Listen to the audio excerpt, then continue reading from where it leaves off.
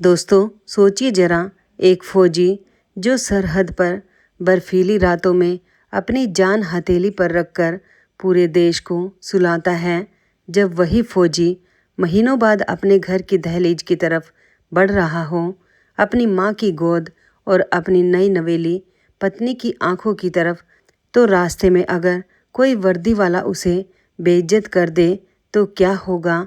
उस रात एक हाईवे पर ऐसा कुछ हुआ कि एक छोटी सी चेकिंग ने पूरे सिस्टम की नींव हिला दी। एक दरोगा का घमंड, एक फौजी का स्वाभिमान, एक माँ का इंतजार और एक पत्नी की दुआएं, सब कुछ उस एक रात में आमने सामने आ गए।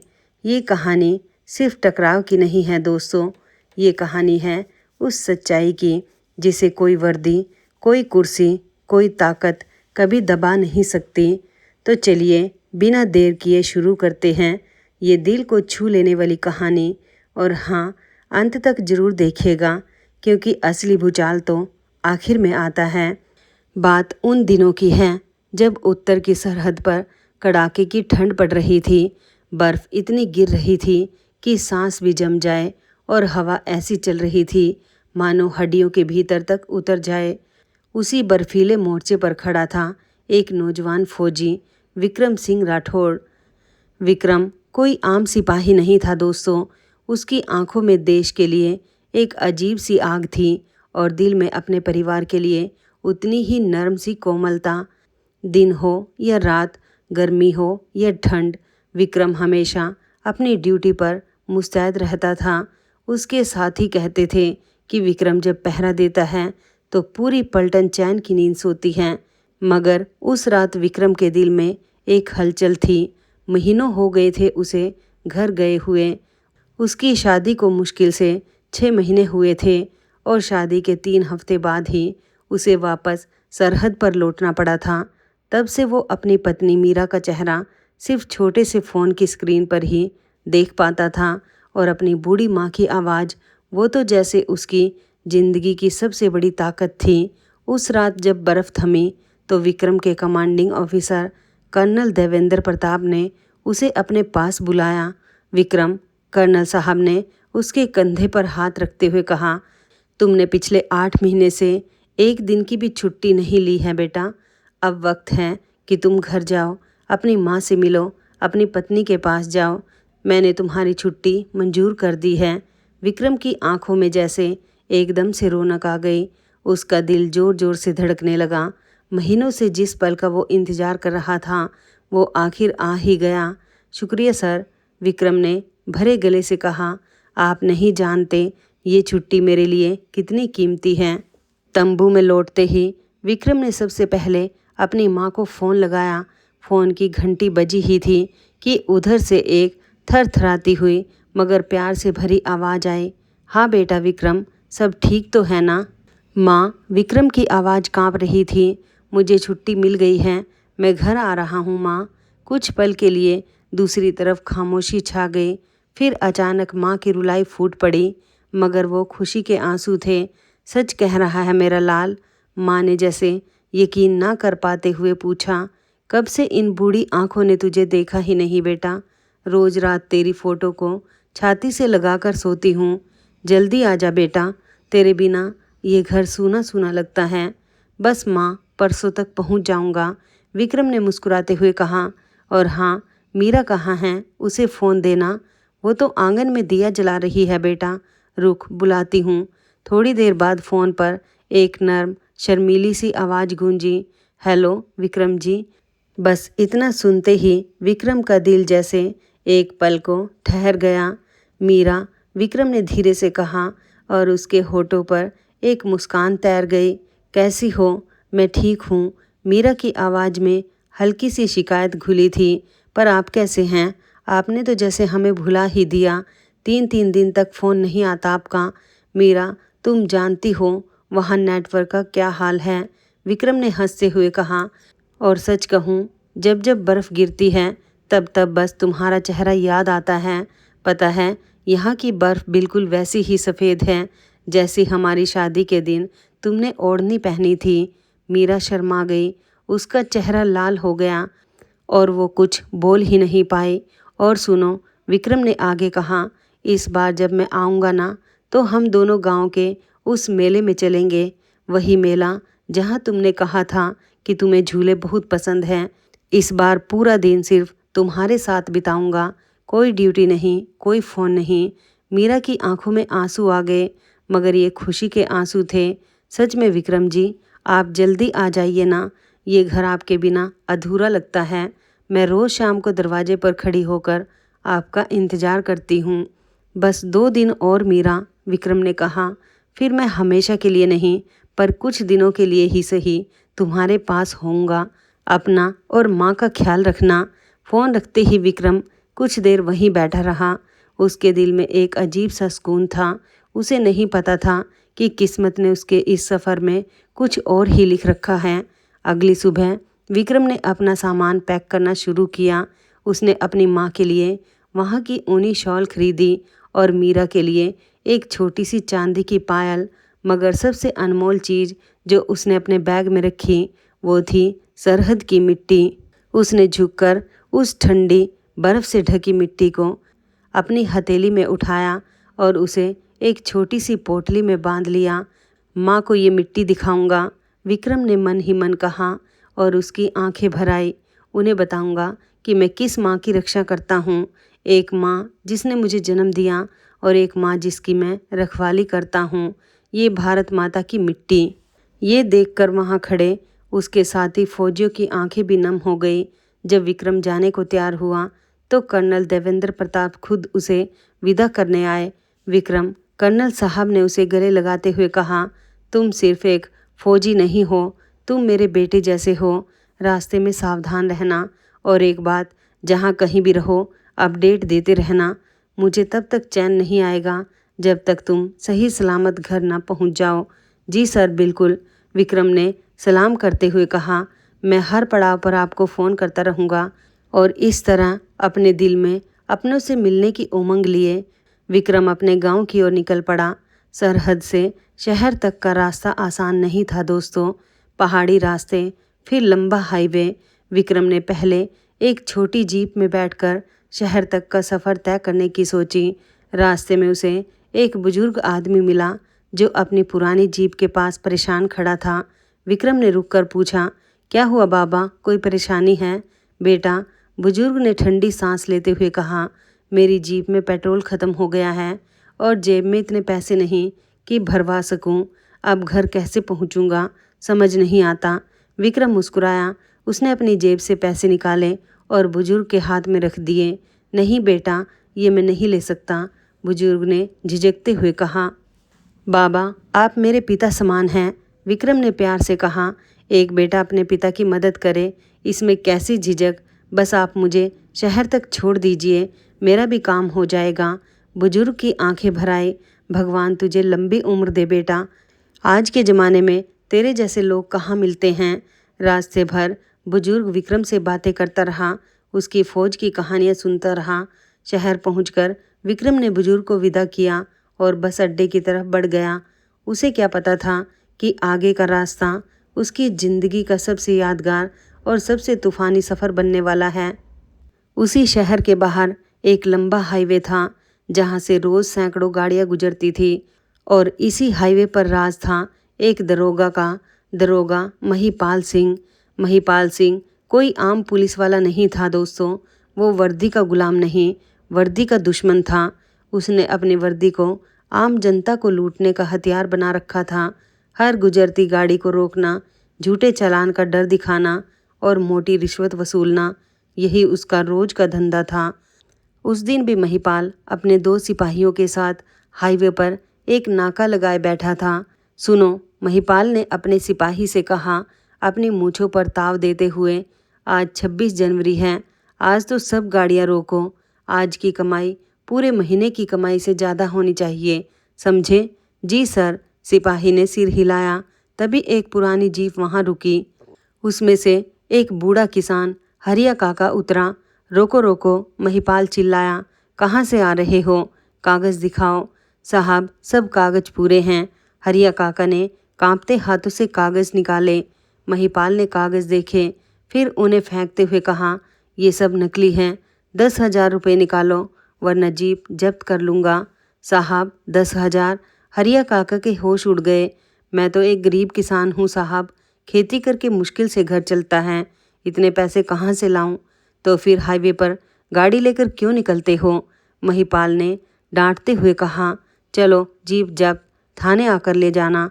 बेचारा हरिया काका हाथ जोड़कर गिड़गिड़ाने लगा, मगर महिपाल के चेहरे पर एक क्रूर मुस्कान थी, जैसे उसे किसी की बेबसी देखकर मजा आता हो।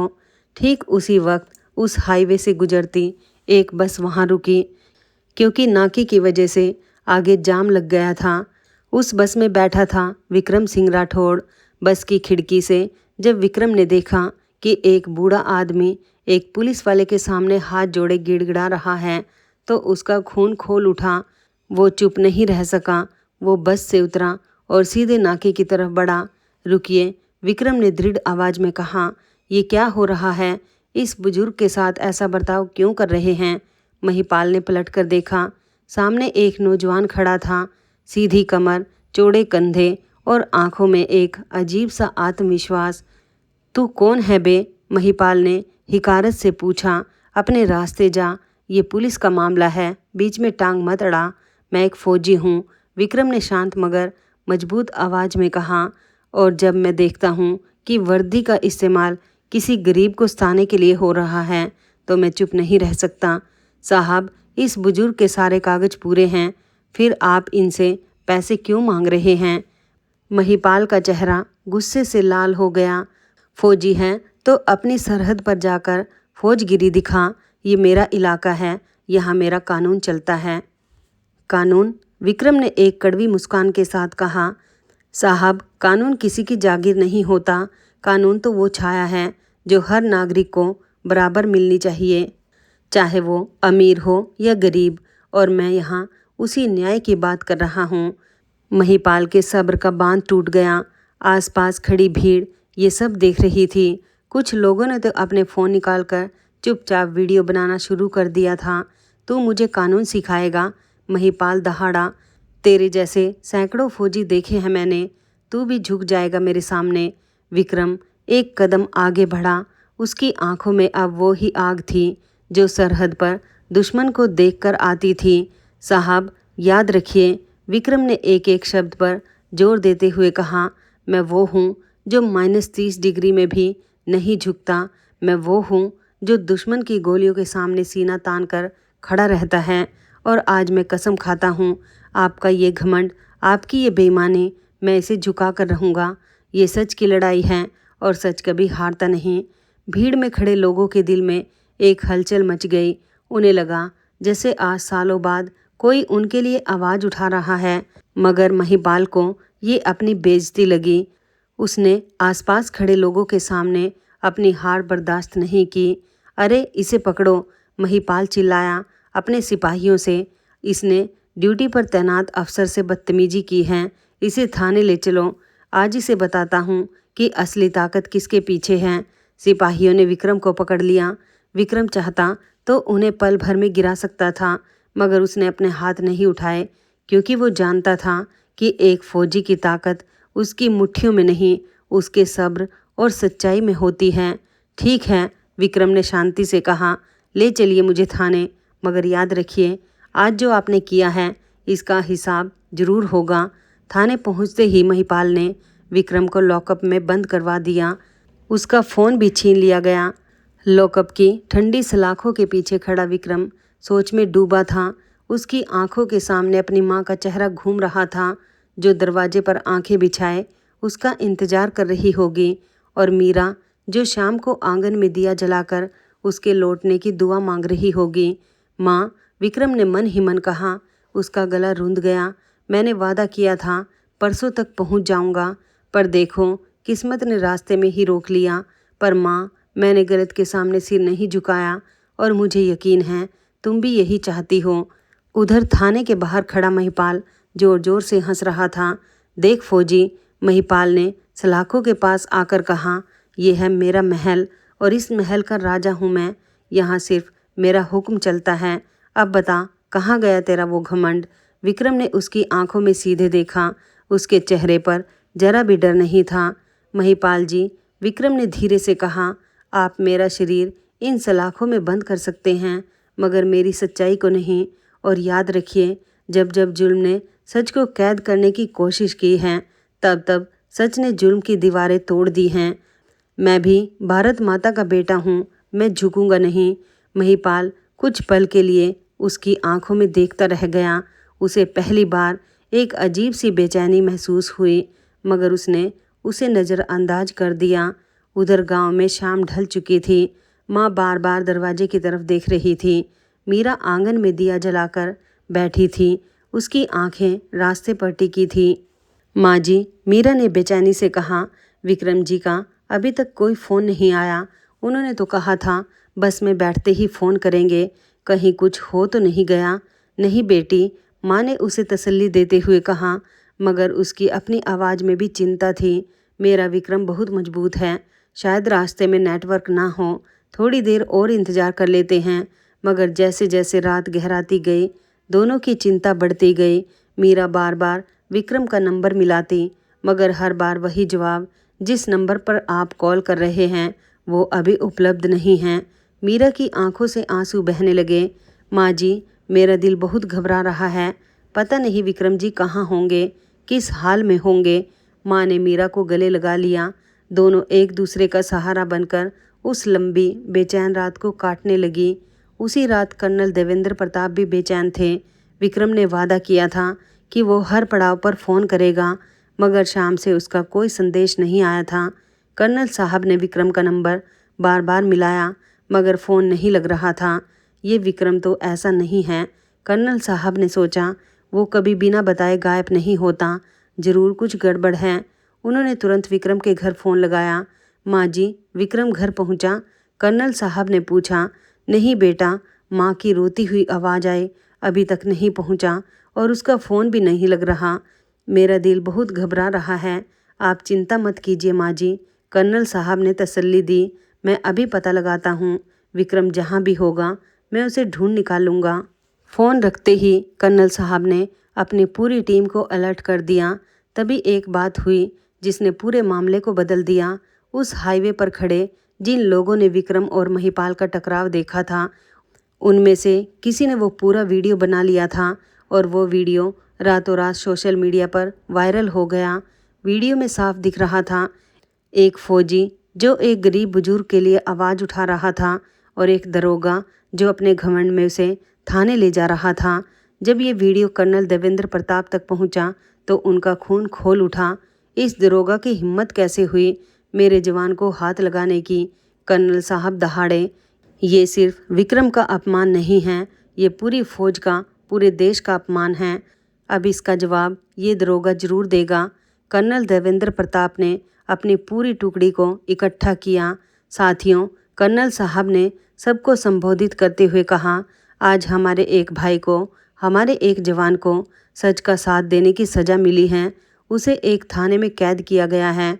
हम वो लोग हैं जो दुश्मन की सरहद पर डटे रहते हैं, तो क्या हम अपने ही देश में अपने भाई के साथ हुए अन्याय को बर्दाश्त कर लेंगे? नहीं, नहीं सर, सभी जवान एक साथ गरज उठे। मगर याद रखो, कर्नल साहब ने आगे कहा, हम हिंसा नहीं करेंगे, हम तोड़फोड़ नहीं करेंगे, क्योंकि हम कानून तोड़ने वाले नहीं, कानून की रक्षा करने वाले हैं।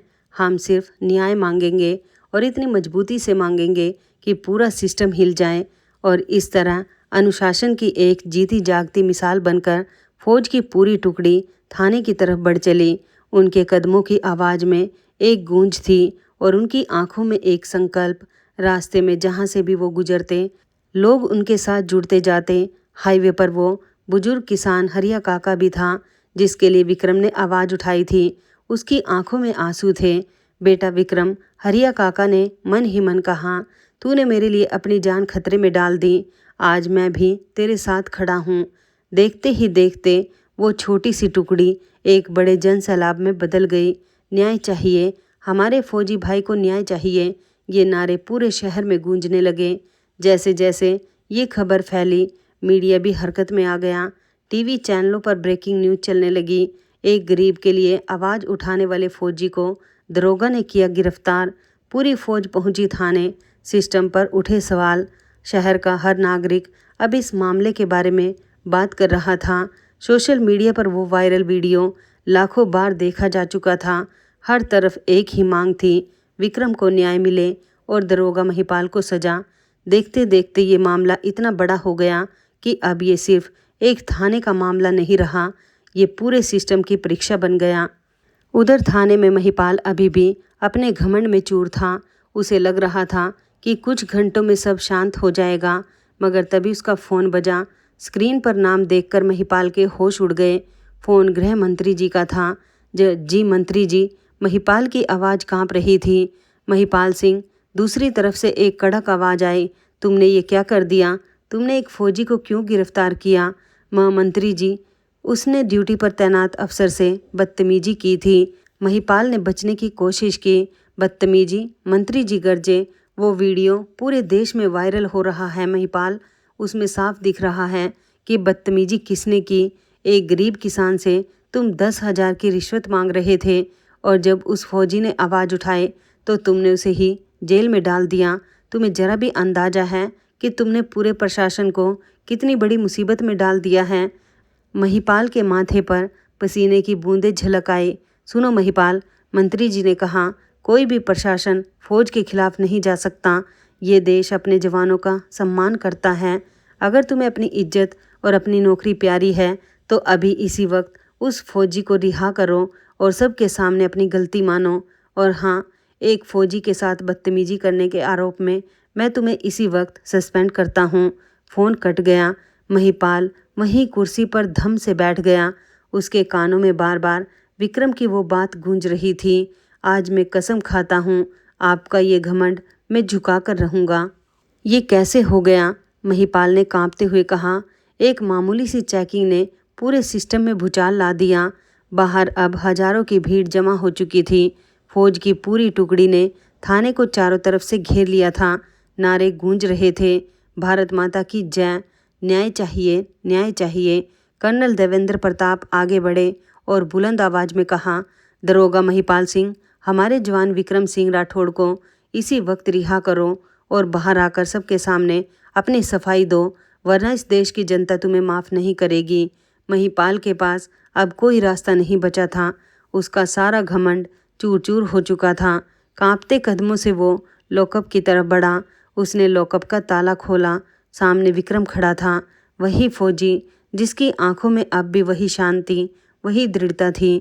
आइए सर, महिपाल ने सिर झुकाते हुए कहा। उसकी आवाज़ में अब कोई घमंड नहीं था। मैं अपनी गलती मानता हूँ, मुझसे बहुत बड़ी भूल हो गई, मुझे माफ़ कर दीजिए। विक्रम लॉकअप से बाहर निकला। जैसे ही वो थाने के दरवाजे पर पहुंचा, बाहर खड़ी हजारों की भीड़ ने एक साथ नारा लगाया, भारत माता की जय। विक्रम की आंखें भर आई। उसने जुड़े हुए हाथों से पूरी भीड़ को नमस्कार किया। कर्नल देवेंद्र प्रताप विक्रम के पास आए और उसे गले लगा लिया। शाबाश विक्रम, कर्नल साहब ने कहा, तुमने आज साबित कर दिया कि एक सच्चा सिपाही सिर्फ सरहद पर ही नहीं, जिंदगी के हर मोड़ पर अन्याय के खिलाफ लड़ता है। फिर कर्नल साहब महिपाल की तरफ मुड़े। महिपाल सिंह, कर्नल साहब ने कहा, तुम्हारी सज़ा का फैसला मैं नहीं करूँगा और ना ही ये कोर्ट का अकेला फैसला होगा। इसका फैसला ये आम जनता करेगी, वही जनता जिससे तुम सालों से रिश्वत वसूलते आए हो। आज तुम्हें इन्हीं लोगों के सामने जवाब देना होगा। महिपाल का सिर शर्म से झुक गया।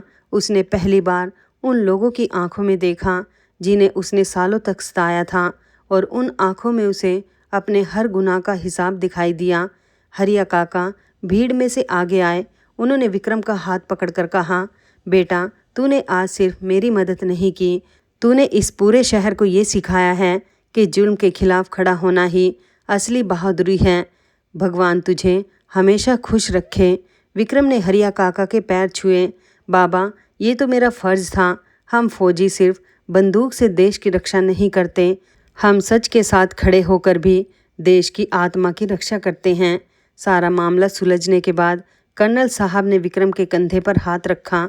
अब जाओ विक्रम, कर्नल साहब ने मुस्कुराते हुए कहा, तुम्हारी माँ और तुम्हारी पत्नी कब से तुम्हारा इंतज़ार कर रही हैं।